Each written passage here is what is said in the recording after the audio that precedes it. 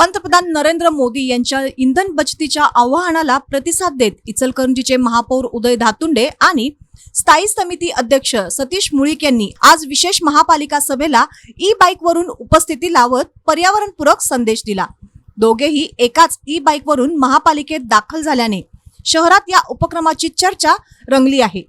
महापौर उदय धातुंडे यांनी यावेळी नागरिकांनी पर्यावरणपूरक जीवनशैली स्वीकारण्याची गरज असल्याचे सांगितले। वाढते प्रदूषण, इंधनाचे सातत्याने वाढणारे दर आणि पर्यावरणाचा समतोल राखण्यासाठी इलेक्ट्रिक वाहनांचा वापर करणे ही काळाची गरज असल्याचे त्यांनी नमूद केले। इंधन बचत ही केवळ आर्थिक बाब नसून पर्यावरण संवर्धनाशी जोडलेली सामाजिक जबाबदारी आहे। प्रत्येक नागरिकाने शक्य तिथे ई बाईक, ई कार सारख्या पर्यावरणपूरक वाहनांचा वापर करण्याचा प्रयत्न करावा, असे आवाहन त्यांनी केले। स्थायी समितीचे सभापती सतीश मुळीक यांनीही इलेक्ट्रिक वाहनांचा वापर वाढल्यास शहरातील प्रदूषणात मोठी घट होण्यास मदत होईल असे मत व्यक्त केले। त्यांनी नागरिकांनी पर्यावरण रक्षणासाठी पुढाकार घेण्याची आवश्यकता अधोरेखित केली।